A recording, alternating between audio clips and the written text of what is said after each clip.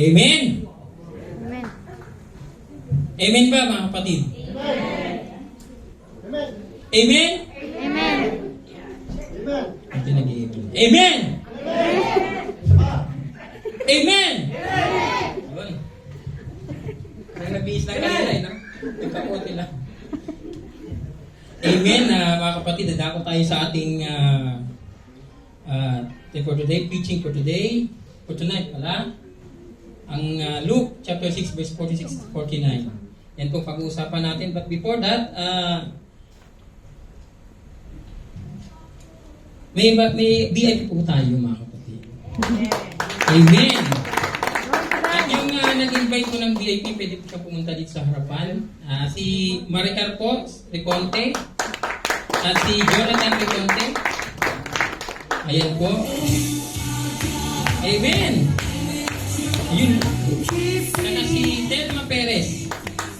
Yan, yung mga nag-invite po dito po sa, yung kasama ko yung invite nyo. Dito po sa harapan tayo. I-honor po natin yung mga taong nag-invite para sa kingdom ni Lord. Amen. Para itaas natin ang mga buhay nila kay Lord. Diba? Amen. Amen. Hallelujah.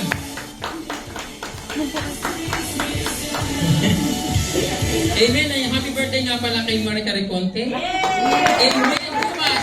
Bukas ang birthday niya. Anong meron bukas? Birthday niya. Hindi siyempre handaan, di ba? Handaan, siyempre. Birthday niya bukas eh. Invite ba kayo? Amen! Maraming salamat mga kapatid. Si Saja po ang nag-invite kay Telma. Yan, tapos kay wow.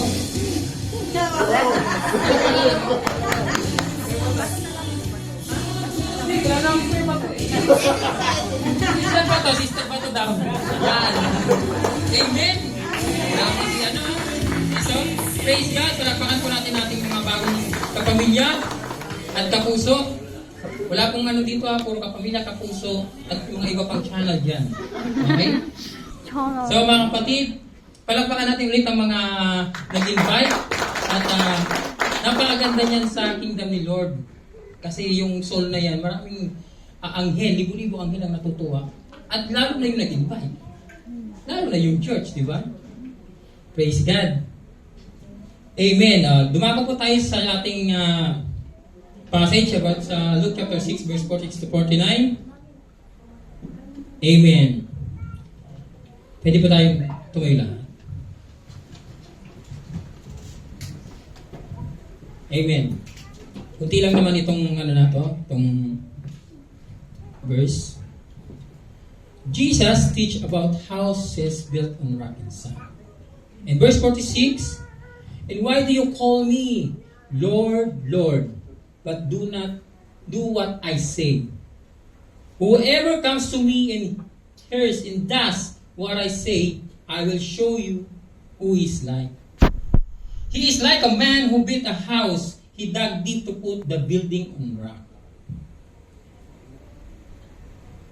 When the water came out and the river beat against the house, the building could not be shaken because it was built on the rock. But he who hears and does not do what I say is like a man who built a house on nothing but earth. The water beat against the house, and once it filled, and was destroyed. Amen? Let's pray mga kapatid.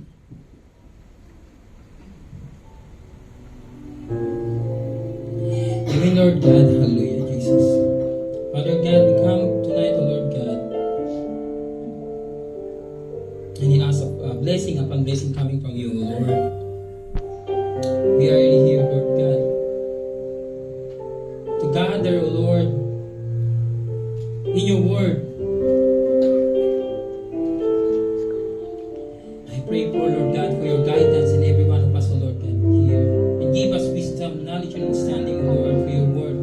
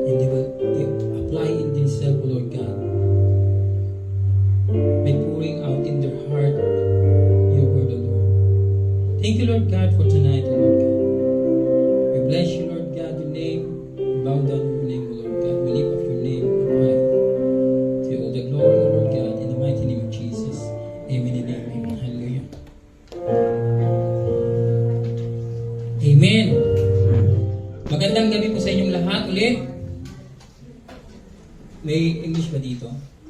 Blessed evening sa inyong lahat. May English. Walang sumasagot. Blessed evening sa inyong lahat, mga kapatid. Yan.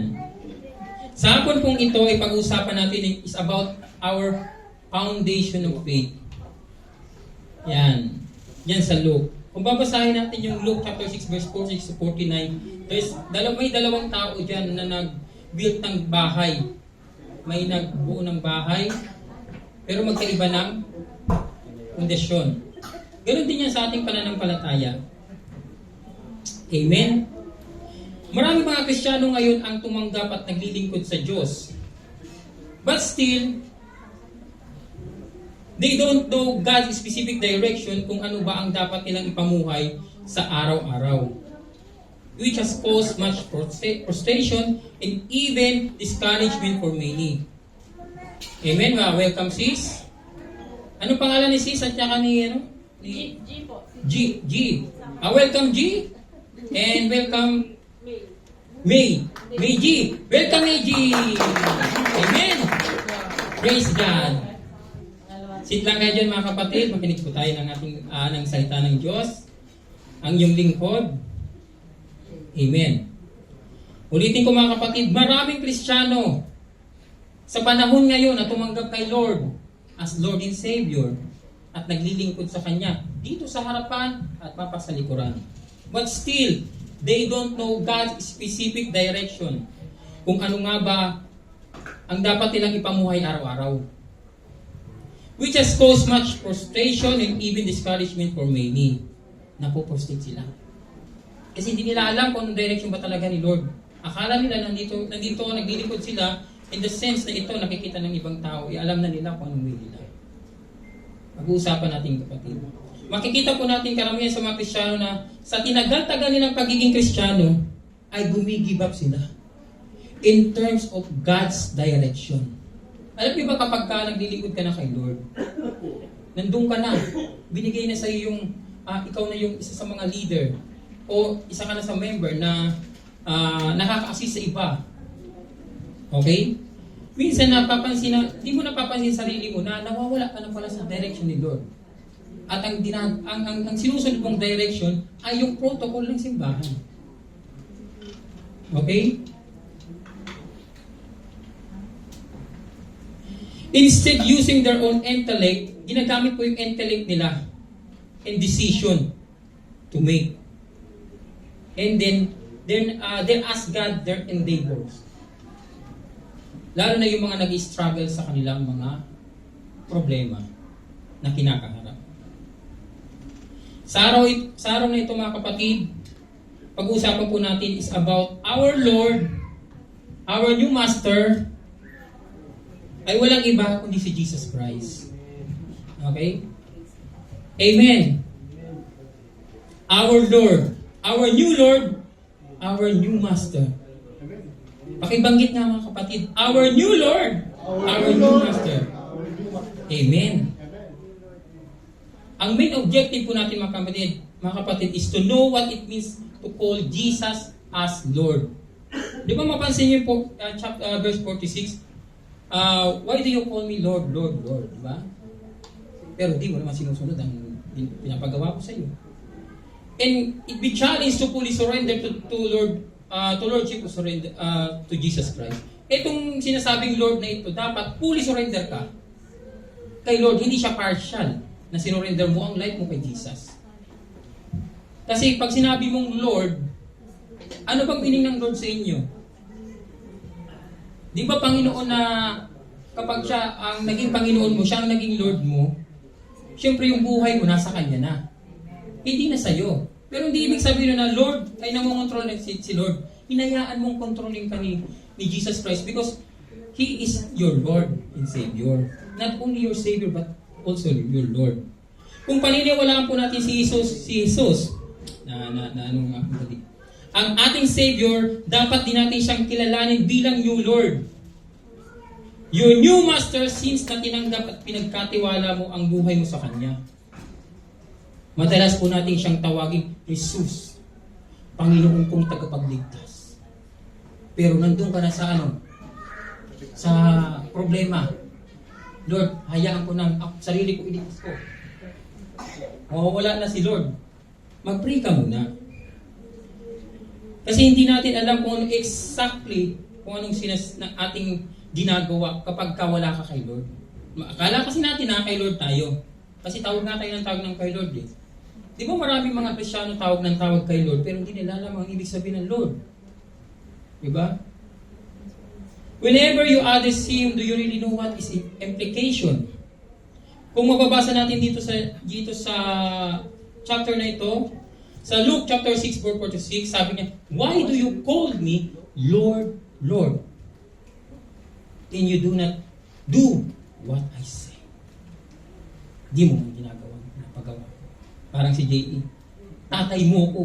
Ako ang tatay mo. Ako ang ama mo. Pero hindi mo sinusunod ang aking mga utos. You disobedient my ganon, di ba? Ginaganon ko si Joshua. Sabay, siyempre Tagalog yung salita ko. In English ko, yun lang ang naintindihan niya. Yes, Daddy. Yun lang ang sagot niya. Di ba? What does God accept to those who call Him Lord? What does God? How did Jesus illustrate the person who hears the word and puts them into practice? And how about the person na nakakarinig ng salita niya pero hindi naman ginagawa? Dalawang klase ang tanong ko dito. How did Jesus illustrate the person who hears the words and puts them into practice? At yung isa naman yung person na nakikinig sa salita niya pero hindi isinasagawa. Dalawang tao. Your obedience to your new Lord and new Master has a response. Sa verse 46, "And why do you call me Lord, Lord, but do not do what I say?" Diba? Dapat may response ka. Pag sinabing response, means an answer or reply as in words or in some action, not only in words. Kapag nagme-message ka, syempre, hindi naman pwedeng action lang na itong kamay mo lang. Natural, magpipindot ka at magre-response ka. Dapat isend mo. Di ba? Nagre-reply ka. Kapag sa naman, physical naman, nagre-response ka, nagsasalita ka. Into words or action.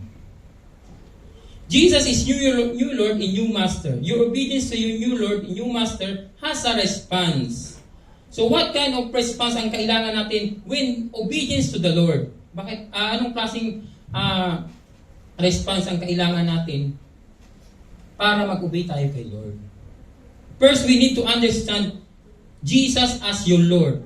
Pag sinabi mong Lord, a name of God, it means that He has authority and master, ruler.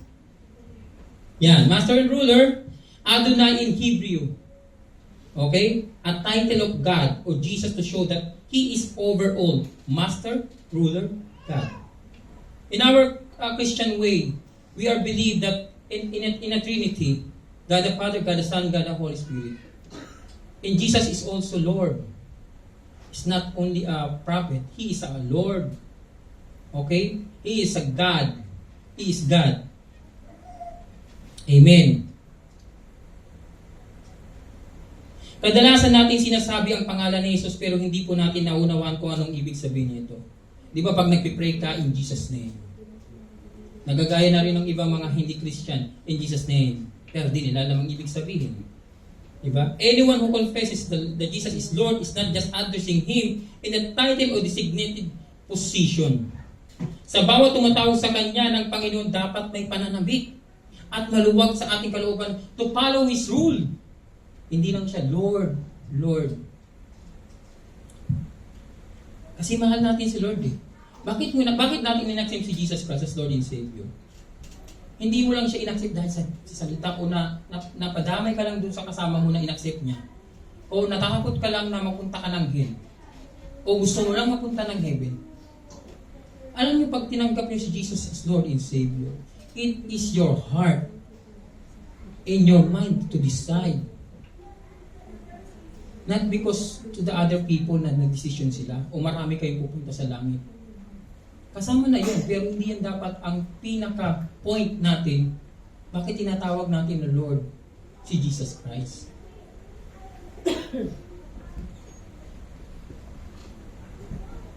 A master. Yan, master. A person with ability or power to use, control, or dispose of something. Pag sinabing master, di ba? Alam niya lahat. Master mo siya. Kaya anong tawag sa atin? Kung master siya. Slave. May tinatawag na slave sa ano. Pero hindi slave na literal na slave na pahirapan tayo. May tinatawag tayong slave, friend, at child of God. When we receive Jesus Christ as Lord and Savior, yung mana niya, minana niya sa kanyang Ama, God the Father, ay nasa atin din.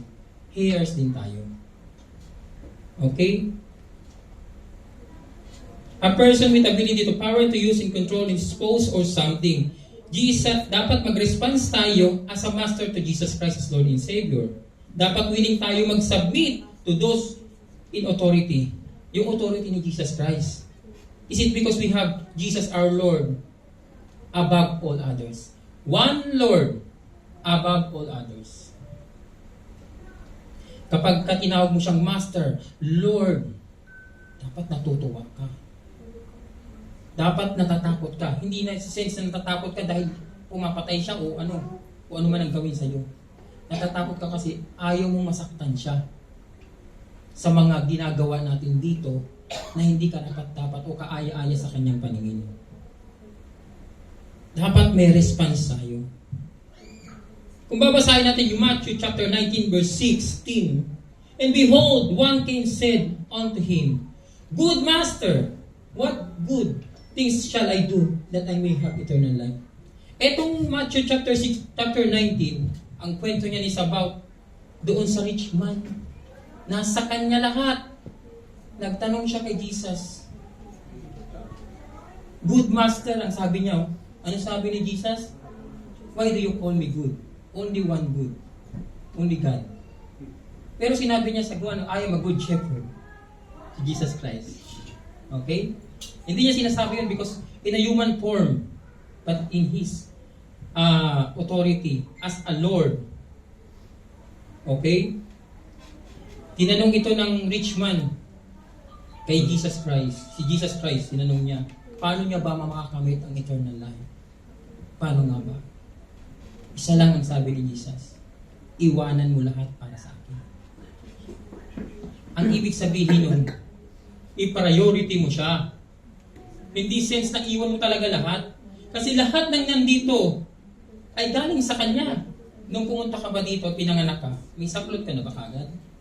May dala ka na ba agad na gold? May cellphone ka na ba agad? Wala pa naman, di ba?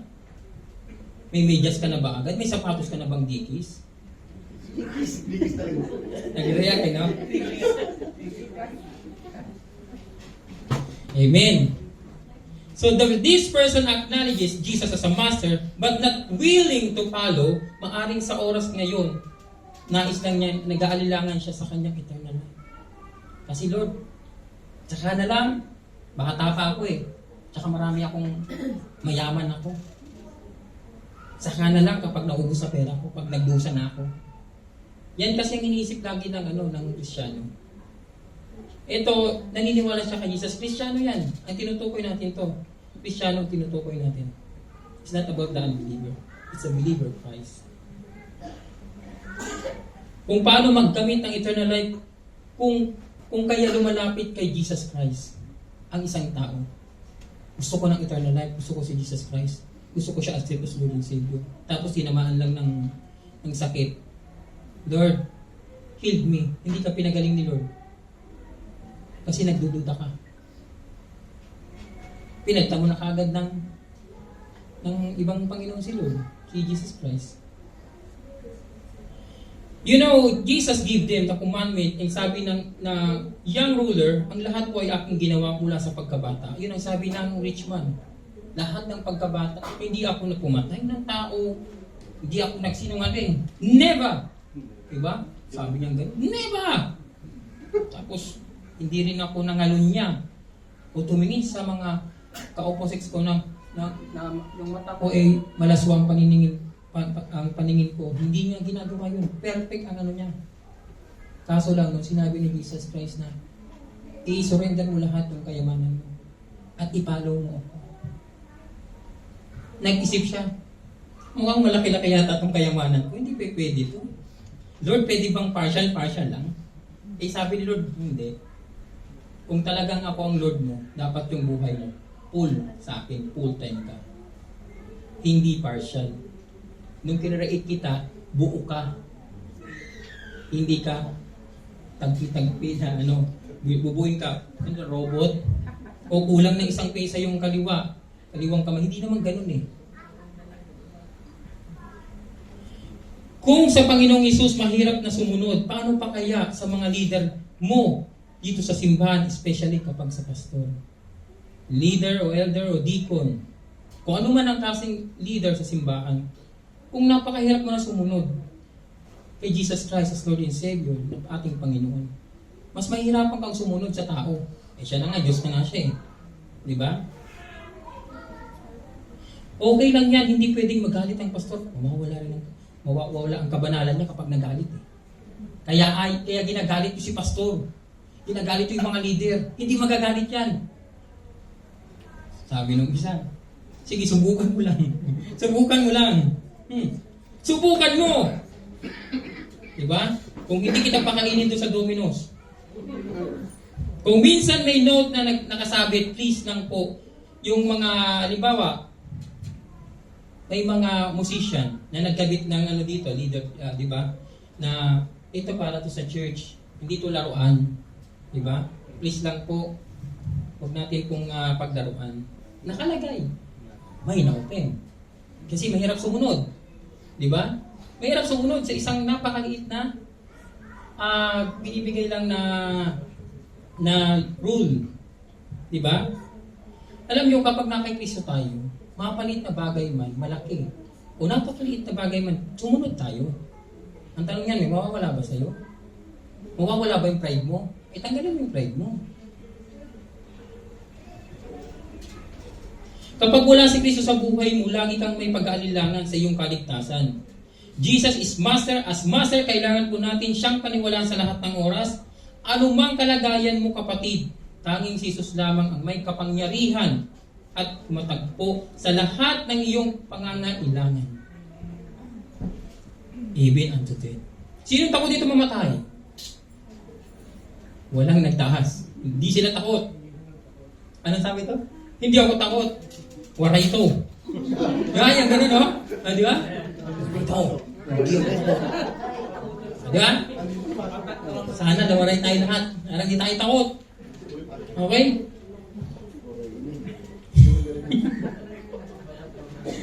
Amen. Sapagkat wala pong ibang masa at Panginoon dito sa lupa at nakapagbigay ng kaligtasan at kapayapaan kundi si Jesus Christ lamang. Dapat hindi tayo natatakot. Tandaan nyo to sa Acts chapter 4 verse 12. For there is no other name under heaven given to men by which we can be saved, and that is Jesus. He is your Lord and Master. Acts chapter 4 verse 12. Sinulat ni Luke. Sabi niya, for there is no other name under heaven given to men by which we can be saved. And that is Jesus. Napakalinaw. Jesus is your Lord and Master. Wala pong ibinigay na ibang pangalan, hindi po yung pangalan ng tatay mo, magulang mo, o kahit sino, kundi si Jesus Christ lang. Hindi ang pangulo mo, hindi dito sa kingdom na to, hindi. Kundi si Jesus Christ lang. Amen? Kung hanggang ngayon wala ka pang Kristo sa buhay mo, mangangahulugan na ikaw pa rin ang master sa buhay mo. Tandaan mo yan. Pag wala kang Panginoon sa buhay mo, natural, sarili mo. Sarili mo na susunod. Ang oras mo ganito. Ganito gusto ko. Gusto ko ng maraming chocolate sa bahay. Gusto ko ng sapatos puro Adidas at nakabukod ang Nike. Gusto ko may PS5 ako doon. Diba? Dapat yung mga high-tech na cellphone ng iPhone 17, di ba? Di ba? Kapatid, kapag lahat ito ginugusto mo pa at sinusunod mo pa sa buhay mo, yun nga, wala kang ang master, hindi mo sinano si Jesus. Hindi masamang magkaroon nito. Tandaan nyo, hindi masama. Pero kung sobra-sobra yung gagasusin doon, tapos pagdating dito sa church, anong tawag dito, nahirapan ka pa, pamamasahe ka lang, papunta dito, lapit-lapit, 12 lang. Samantalang yung pupuntahan nyo, napakalayo, ang laki-laki ng ginagastos mo, di ba? Napakahirap sa isang Kristiyano, kapag in-accept niya si Jesus Christ, sabi, tinanggap niya na, pero ang hirap sumunod. Diba? Tanggapin mo siya bilang Panginoon at makiisa ka sa pagbibigay sa papuri para sa Panginoon. Ang ibig sabihin papuri, kailangan kapag ka nag-praise and worship, o yan ang pinaka-literal praise and worship, dapat di ka nagtitingin sa iba. Ano ba ginagawa? Ipagkwentuhan mo tapos. Ay, nagkamali yung drum. Ganun. Imbis na mag-focus ka kay Lord, mag-worship ka kay Lord, ibang nakikita mo. Diba? Whoever believes in Him shall receive forgiveness of sin. Tandaan nyo, lahat ng pumunta dito sa church, even the leader, even lahat kami dito, nare-receive natin ang forgiveness ni Lord. Not only this place, hindi lang ito sa place na ito. Kaya tayo nagsasama, nag-gather tayo to celebrate the goodness of God and receive the forgiveness of God. Yun po ang natin, bakit nandito tayo. Yung sinasabi ng iba na, panay mo ang hingi ng patawad sa Lord, palagi ka naman gumagawa ng masama. Huwag ka nang magsimba, huwag ka nang manalangin dyan. Total, gumagawa ka rin, sulubos-lubusin mo na maging masama ka. Di ba? Yun naman nandun ka lang naman Tandaan nyo mga kapatid, huwag kayo papasunod sa ganun. Lahat ng tao, nabubuhay pa ngayon sa flesh. Dito, minamagnet tayo ng mundong ito. Ang mundong ito ay puro temptation. At pag mapatim ka, ayan na.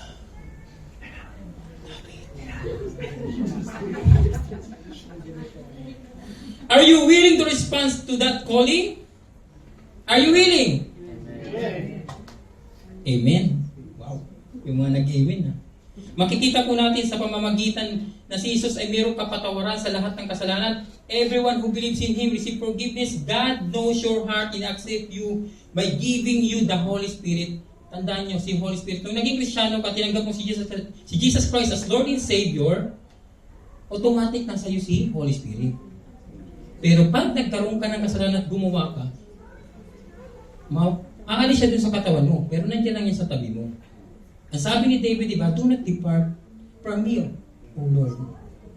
Dun sa Psalms 51. Hindi ka lalayuan niya. Sino tutulong sa'yo para makabalik? Siyempre si Lord pa din, di ba? Si Holy Spirit, hindi lalayo sa'yo yan. Ikaw ang lumalayo. Si Lord, hindi. Kapag sinabi mong, in-acknowledge mo siyang Lord, tandaan niyo mga kapatid, siya ang Lord na hindi lumalayo sa'yo at hindi ka niya iiwan magpakailanman. Gagabayan ka niya kahit nagkakasala ka dahil alam niya na makasalanan ng tao. Kaya nga binigay niya si Jesus Christ sa buhay natin. Di ba? Kung ikaw, kapatid, may problema because of your faith na nangihina sa mga problema, tandaan niyo kapatid, pagkatiwalaan mo si Lord, your master, your ruler. Jesus is Lord. As Lord, He is to be obeyed in all things. All things. At kailangan din natin siyang sundin sa lahat ng bagay sa pagsunod kay Kristo. It is required to trust and strong faith. Ang required dito yung strong faith mo. Ang faith na yan, hindi mo yan makukuha sa ibang tao. Ang faith na yan, ikaw, decision mo yan kung lalago ka ba o hindi. Kung magpapaano ka ba sa daloy ng mundong ito o hindi. Faith mo ang makakapag-salba sa'yo. Faith mo kay Jesus Christ. Faith. Yan. Sino may faith dito? Amen. Amen? May sumasagot. Pananampalataya, Tagalog. Amen. Amen. Ako, yun pala ang gusto. In Jeremiah chapter 7 verse 23, I also gave them another command as said, obey me, then I will be your God, and you will be my people. Live the way I command you to live. Then things will go well with you. Ang sabi ni Lord, ulitin ko, I said, obey me. Obey me. Then I will be your God. And you will be my people. Siya kaya nag-o-offer niyan sa atin. Sa book ng Jeremiah. Siya nag-o-offer. Then I will be your God. And you will be my people. Live the way I command you to live. Nagkukuman si Lord, hindi siya sige, kung hindi ka susunod, okay lang. Hindi ganun si Lord. Kapag nagkuman siya, dapat mong sundin. Bakit? Lord mo siya eh. Master mo siya. As a ruler, a person who rules or governs, an emperor, prince, king, ruler. May ruler dito sa bansang ito. Sino ba? Si Prince Anayan, no? King Anayan? Sheikh, sorry. Sheikh pala, Sheikh. Sheikh. Yan. Ang meaning niyan sa hari. Acknowledging one as a ruler over you is quite difficult since you live a life rebellion kahit madalas taliwas ito sa iyong kalooban. Kapag sinabing Lord, Master and Ruler sa buhay mo, madalas pa rin tayong nagre-rebelde sa Panginoon. But when you call Jesus Lord, you are in the core submitting to His direction and His leading. His rule over you allows you to depend on Him completely as He directs you daily according to His most powerful plan. Si Lord lang ang may plano sa buhay natin. Pwede kang magplano, pero ang magiging successful ito kapag siyang inalaw mo. Pwede kang magplano kahit sinong tao. Nasa iyo ang plano. Pero matutupad lang ito kapag binigay mo sa Kanya. Kasi pinagkatiwala mo sa Kanya eh. In Psalms chapter 4 verse 5, 40 verse 5, O Lord my God, you have performed many wonders for us. Your plans for us are too numerous to list. You have no equal. If I try to recite all your wonderful deeds, I would never come to the end of them. Biruin mo. Hindi ko mabilang ang blessing na binigay sa akin ni Lord. Sa inyo ba mga kapatid? Huwag niyong tingnan si Lord lang na ang blessing ay sa wealth, pera, kayamanan. Hindi ganun po. Hindi ko sinasabing huwag nating tingnan doon. Huwag lang nating tingnan siya dyan. Tingnan natin si Lord, yung nagligtas sa atin. Napakahalaga po nito kapatid, itong topic na ito. Is about the faith that you have in Jesus Christ. Kasi habang tumatagal ka sa bilang isang Kristiyano, naglalakad ka sa sa race mo, not in the race of the other people, but as a race your faith through the eternal life. Maraming process. Marami kang mapagdadaanan pa na problema. At dapat maging masaya ka. Smile ka. Bakit? Kasi pag may problema ka, pag may trials ka, the faith process. Kapag walang problema, hayahayang buhay mo, punta ka sa Georgia, ang dami kong pera, the faith hindi magpa-process ang faith mo. Bakit? Nagtitiwala ka sa sarili mo sa kakayanan mo. Faith sa iyong sarili ang inano mo. At kapag ka nagkaroon ng problema, mapuprostrate ka. Madidisappoint ka, kasi ang faith mo nandiyan sa sarili mo. Okay? Marami nagsasabi na, kilala ko naman si Lord. Kilala ko naman si Jesus. Naniniwala ko sa Kanya. Yes, even the devil knows Him and believe in Him. That He is Lord, but not submit. The devil did not submit. Your obedience to your new Lord and new Master has a requirement. In verse 47, 47, whoever comes to me and hears and does what I say, I will show you who He is like. Mga kapatid, kailangan mong lumapit at pakinggan siya, di pamuhay mo ang salita niya. Put it into practice. Walang makakagawa nito kapag hindi mo practice. Huwag niyo sabihin na kapag okay na ako, pag nabago na ako, saka ako babalik kay Lord. Hindi. I-practice mo ang salita niya. Kapag sinabi ni Lord na huwag mong gawin ito, huwag mong gawin. Mahirap! Wala akong sinasabing madali. Napakahirap gawin ang ni Lord. Taliwas yun sa gusto natin. Taliwas yun sa flesh natin. Lord, gusto kong uminom. Pero hindi ko magawa. Sinabi ni Lord sa iyo, huwag ka nang uminom kasi nakakalasing yan Di ba? Sabi mo, Lord, gusto kong uminom pero hindi ko magawa. Di ba? Sabi nila, hindi naman masamang uminom. Hindi talaga masama. Walang nasabi sa Bible na masamang uminom. Masama malasing. Drunkenness, masama. Eh ano ba? Saan ka pa papunta kung inom ka? Kaya mo yung sarili mo. Yeah? So sa pagsunod natin kay Jesus, involves ang conscious, willful decision. Hindi yung puso. Willful decision ito. Kapag ka nagbabasa ka ba ng Word of God at kapag nakikinig ka ng mga nagsasalita ng preacher o yung mga servant leader nyo ng salita ng Panginoon, ano ba saan unang pumapasok sa puso ba kagad? Di ba hindi? Dito sa tenga. Tapos pupunta yan sa ano?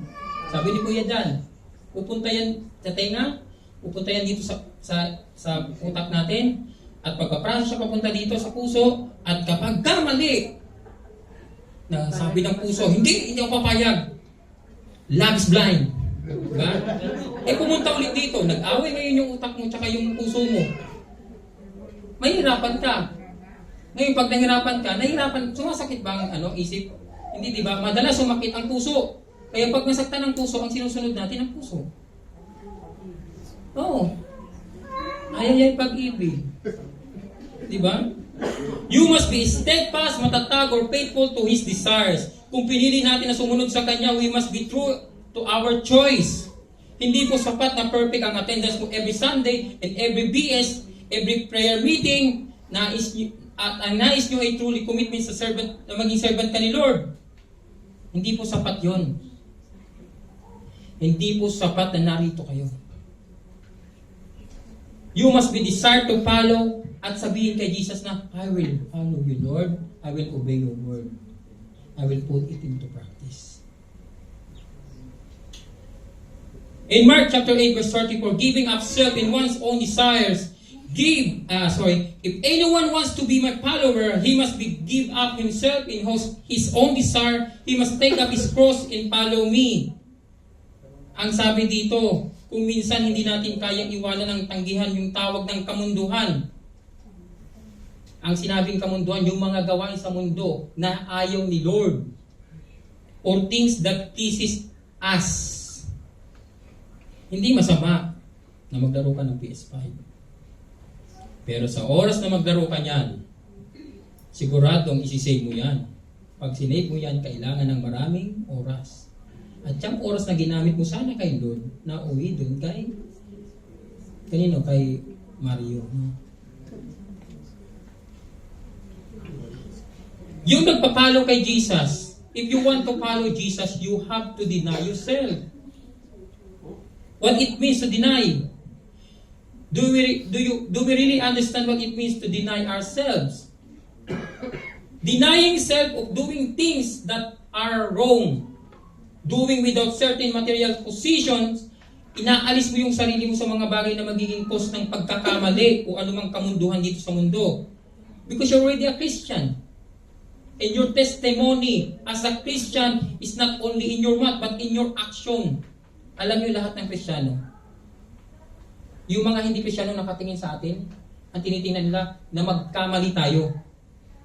Hindi nila tinitingnan yung faith natin. Ang tinitingnan nila, magkamali tayo. Isang pagkakamali lang, di ba? Pasimba-simba ka pa, ayan tuloy, nagmumura ka naman. Nagkataon lang na narinig niya yung ganun kasi parang naging habit mo yung ganun, pero hindi nila i-accept yun. Naging habit mo noon nung unbeliever ka. Pero nadulas ka, sa loob ng 10 taon, napamura ka.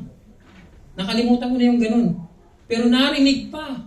Sa dinami-dami ng senaryo, doon pa narinig ng unbeliever na kasama mo. Ngayon, inunod ko yan. Christian ka pala, ha? Ganun, di ba? Hindi mo naman napapamuhay, tapos panay ang share mo sa akin. Ayaw ko maniwala sa iyo. Kapag sinabing i-deny mo yung sarili mo, ang sinabi nito, kailangan i-follow mo si Jesus. Alisin mo yung makamundo. Alam mo yung decision na yan, walang madali dyan. Lahat tayo nagsasuffer sa mga kamunduhan dito, yung mga gawain dito sa makamundo. It means we have to take our desire down from throne and place Jesus in His will as the governing power in our lives.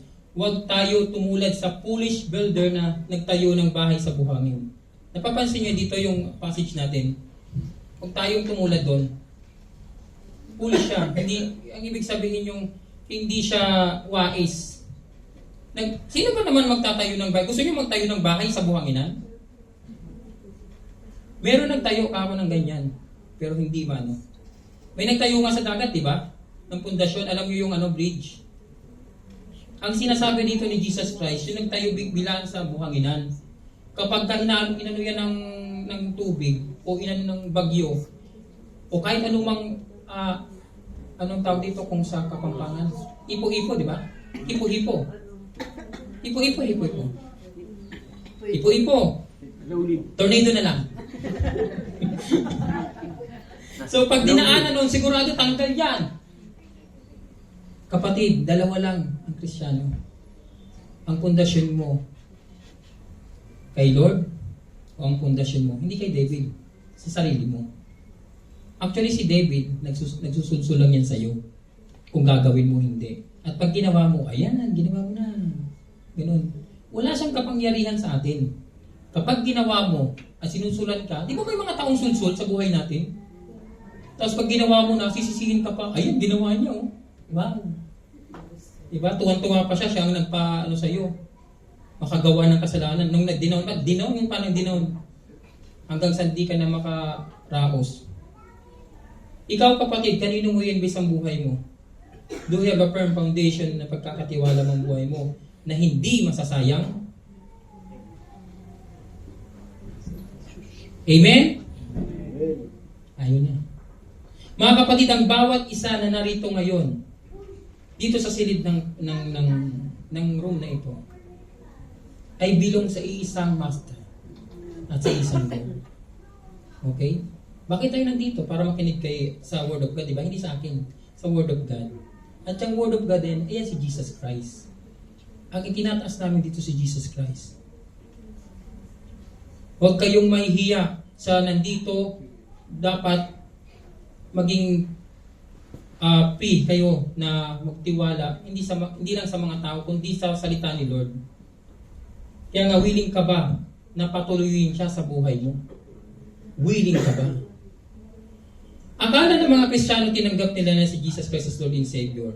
Tapos na. Araw-araw nyo siyang i-accept. Araw-araw nyo siyang tatanggapin. Araw-araw nyo siyang susundin. Bakit? I-will mo yan eh. Hindi ibig sabihin na tinanggap mo na siya tapos na at susunod na ang iba. Hindi. Ang trials at pagsubok nandyan palagi. Kapag dinaanan ka niyan, kaunti pa lang, maliit pa lang, baka hindi mo kayanin.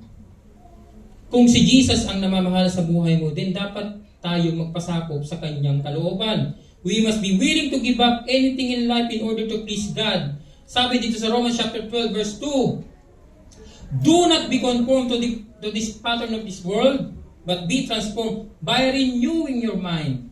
Renewal of your mind. That by this testing, you may discern what is the will of God, what is good and acceptable and perfect. Ang sinabi dito, be transformed by the renewal of your mind. Hindi po ang magta-transform ng mind mo ay si Lord. Kasi ikaw po ay may free will at may willingness na gawin at sundin si Lord. Hindi ang ibang tao at hindi rin si Lord. Ikaw mismo. Bakit hindi pantay-patay ang mga Kristiyano sa pagsunod? Kasi may mga free will eh. Diba? May free will tayo eh. Ayoko sumunod sa'yo, ayoko makinig. Kasi tao ka lang. At ang gumawa ng Bible, tao lang din. Okay, sino gagawa niyan? Manok. Sino gagawa si Lord? Hindi nga pwede siyang gumawa. Lalo hindi nyo maintindihan si Lord. Binigay na nga sa ating salita, hindi pa rin natin naintindihan. Tinagalog na nga, in English pa, hindi pa rin natin naintindihan. Si Lord, paano mo? Susulatin mo pa. Ang sabi ng kambing. Lahat yun, puro may. Wala kang maano doon kung ang nagsulat doon, ano. Kaya tao pinasulat yan kasi para sa atin yan. Okay? Your obedience to your new Lord and new Master has a result. In verse 48 and 49, he is like a man who built a house. He dug deep to put the building on rock. When the water came out and the river beat against the house, the building could not be shaken because it was built on rock. But he who hears and does not what I say is like a man who built a house on nothing but earth. The water beat against the house, and once it fell, and was destroyed. If you're obedient to your new master and new Lord, you become immovable. Yung house mo nakabuilt doon sa rock. Hindi ka nag-move eh. You're not shakable. Yeah? Yung foundation ng faith mo, talagang matibay. Kasi si Lord eh. Dapat ganyan ang ating buhay. Immovable life. Kahit anumang bagyo na dumaan, hindi ka kayang patumbahin, hindi ka kayang atakin. Ang sabi, hindi ako susuko. May pananampalataya kay Lord. Sabi ni Pedro, Lord, magpapakamatay ako para sa iyo. Ano sinabi ni Jesus Christ? Pedro, hindi mo ba alam? 3 beses mo akong kakatapuhan. Lord, hindi! Papakamatay ako para sa iyo. Diba? May ganun bang tao? May ganun bang Kristyano? Marami. Mga kapatid, ang mga ganitong faith, yung foundation of faith mo ay naka Jesus Christ. Nag-build ka ng isang bahay na napakatibay. You know, Jesus Christ is the cornerstone. Cornerstone. Foundation ng ating pananampalataya.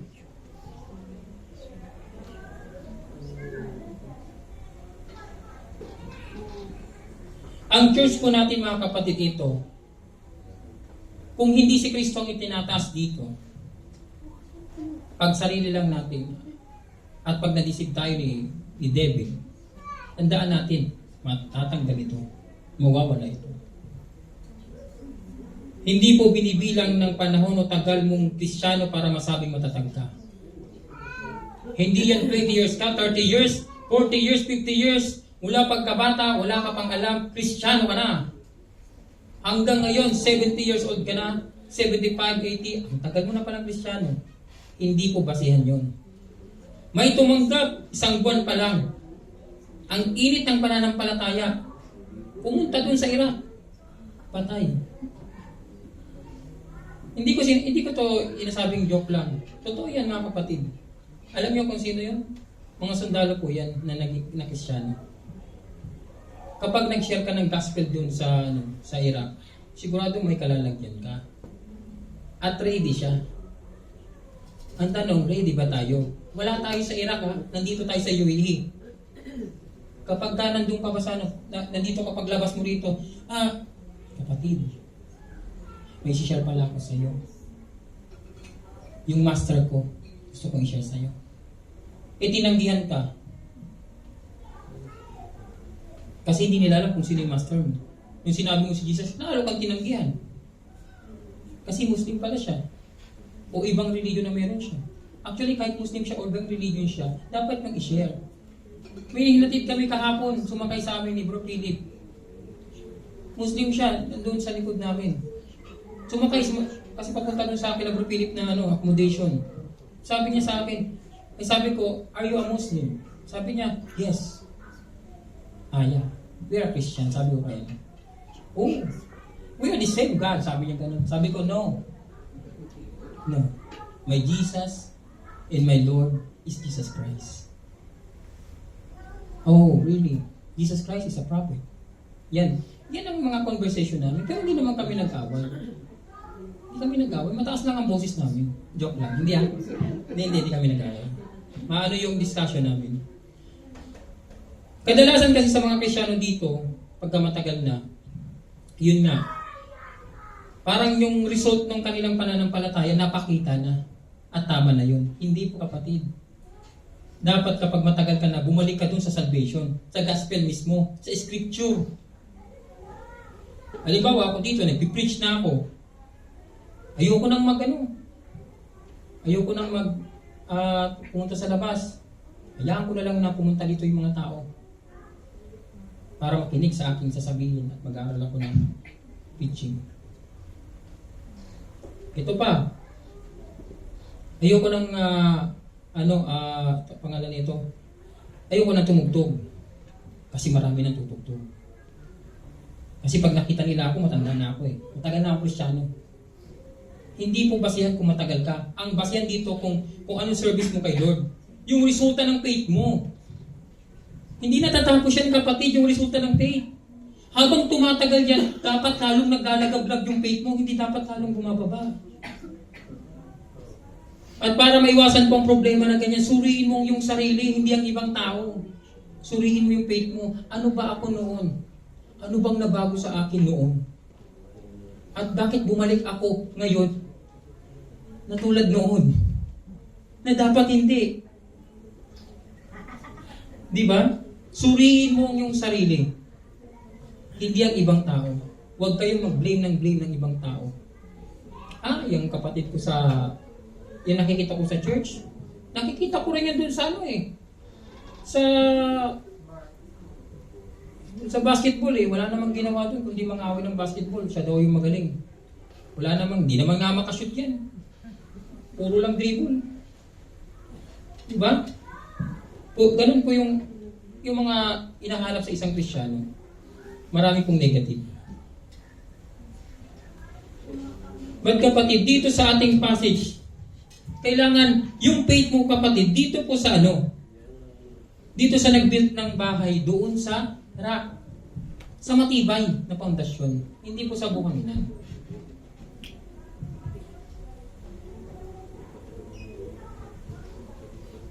Kapag kapatid, yung dumating yung problema sa buhay mo, kapag yung inner being mo, ang inner being yung spirit mo, ay malakas because of the word of God, tandaan nyo mga kapatid, hindi kayo masashaken.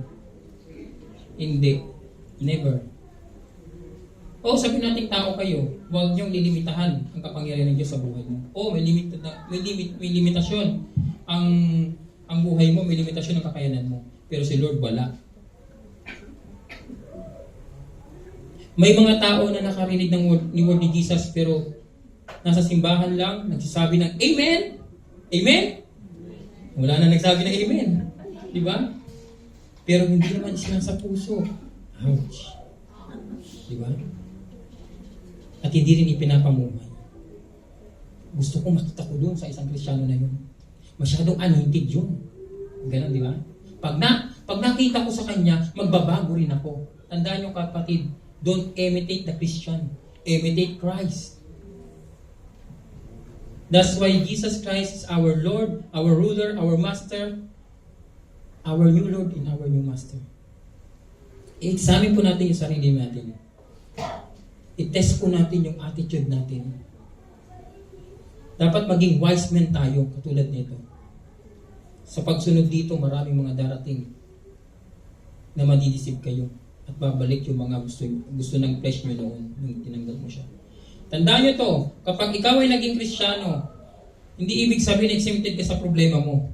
Lalo pang marami kang problema. Tandaan nyo to, hindi ko kayo tinatakot. Pag naging Kristiyano kayo, tinanggap nyo si Jesus Christ, marami kayong problema, napakadami. Mas marami doon sa hindi ka pa Kristiyano. Give up na kayo. Siyempre hindi. Bakit? Kasama niyo si Lord. Kasama niyo si Master. Si Jesus Christ. Ang tutulong sa atin kapag ikaw napakaraming utang, bayaran mo. Diba? A really Christian submit to the authority of Jesus Christ. Allow Him to direct and serve Him with all your heart. Hindi po mahirap sumunod kay Kristo kapag ito ay nasa puso natin. Pero pag ang mata ang pinagana mo at ito ang pinagana mo, sigurado pilay ka sa pagsunod kay Jesus. Pero pag ang puso mo ang pinasunod mo kay Jesus Christ, tandaan nyo, kahit pilay ka pa, tatayo ka. Para ka lang may bonus niyan sa company, di ba? Papasok ka kasi may bonus sa company. Kahit may sakit ka, di ba? Pupunta ka pa din. Kapag si Kristo po ay inalaw natin na maghari at maging Lord and Master sa buhay natin para tayong bahay na tinayo sa ibabaw ng bato na mayroong matatag na pundasyon, dumaan man ang maraming problema, bagyo, hindi ka matitinag. Ang sabi doon sa 1 Corinthians chapter 3 verse 11, for no one can lay any foundation other than the one we already have, Jesus Christ. No one. but only Jesus Christ. Dito na pa tayo matatapos mga kapatid. Our new Lord, new Master. Pag sinabing new Lord and new Master, hindi ibig sabihin na tinanggap mo na siya noon, ngayon luma na siya. Hindi. Araw-araw siyang bago sa'yo. Bakit? Araw-araw ka din may problema at natitip eh. Dapat araw-araw mo siyang Lord. Bagong-bago siya sa'yo. Dapat na-excite ka pag mag-serve ka kay Lord. Pag ikaw ay nagpipray mag-isa sa private room mo, dapat na-excite ka. Hindi mo man siya nakikita, but your faith is processed. Kapatid, your foundation ay na kay Jesus Christ ay napakatatag. Sa ating pong pagtatapos, mga kapatid, saan mo ihahaling tulad ng iyong buhay Kristiyano? Ikaw ba ay tulad ng foolish builder na hindi pinaglaanan ng panahon ng salita ng Diyos? Tandaan nyo kapatid, hindi ito isang USB. USB ba? USB flash. Na nandun dinownload mo yung Word of God, memory, kasi inilagay mo sa sarili mo. Hindi po ganyan. At meron ka na agad data katulad ni Keanu Reeves dun sa Matrix. Hindi po ganyan. Hindi siya marunong magkarate, pero nang dinownload sa kanya, marunong na siya mag-Muay Thai. Diba? Tandaan nyo kapatid, hindi po ganyan ang Word of God. Ang Word of God, pinaghihirapan yan. Personal po nating Lord and Savior si Jesus Christ, at personal mo rin i-intimate mo yung relationship mo sa Kanya. Yung intimate, yung talagang magdudusa ka for the sake of His name. Kasi masaya ka sa puso mo. Dapat ikaw yung wise builder. Yung isang Kristiyano na inilagay mo ang salita ni Jesus sa puso mo. At ipinamuhay. At dahil dito, si Kristo ang iyong firm foundation, kaya anuman anong problema at bagyo, nananatili kang nakatayo. At dahil sa presensya niya, yung inaasam-asam yun na biyaya na galing kay Lord ay nakamit mo ng matagal. Hindi mo lang nakikita. You have eternal life when you receive Jesus Christ as Lord and Savior.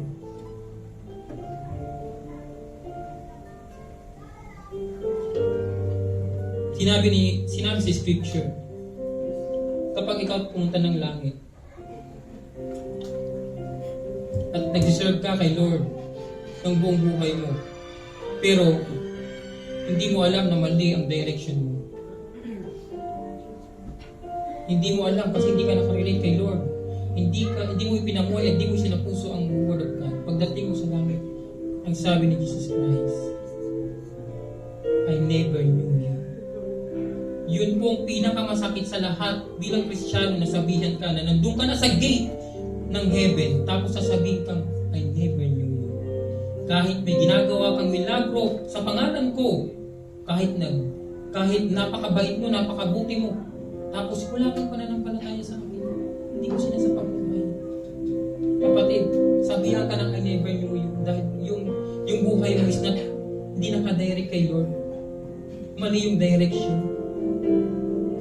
Kasi dito palang kinukorek ka na eh ng mga mga kasama natin sa simbahan. Pero hindi ka nagpakorek kasi mayroon kang sariling direction.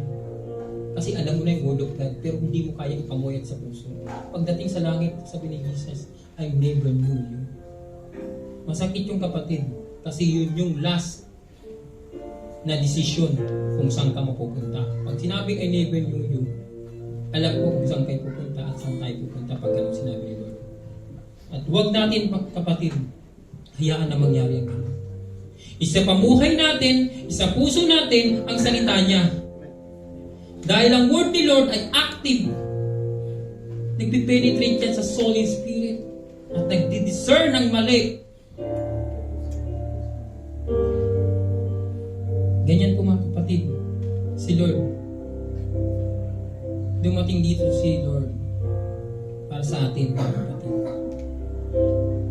God the Father said to us, for God so loved the world, that He gave His only begotten Son, that whoever believes in Him shall not perish, but have an everlasting life. Hindi siya sinabing John 3:16 lang. isapamuhay natin, isapuso natin ang salita niya. Hindi po ako nagsasalita dito para sa sarili kong authority, kundi si Jesus Christ na nandito. Si Holy Spirit na nandito. Lahat tayo kapatid, pare-parehas. Kailangan natin siya, kailangan natin yung master natin, yung ruler natin, yung Lord natin. Hindi ako magbibig sa inyo para isapamuhay nyo. It is a command of God na isapamuhay mo, isapuso mo. Kasi hindi ginusto ng Diyos na masama ka doon sa hell. Ang gusto ni Lord kasama ka niya, magbunyi, magdiwang, to glorify the one and only Lord and Savior, Jesus Christ. Kapatid, tayong lahat po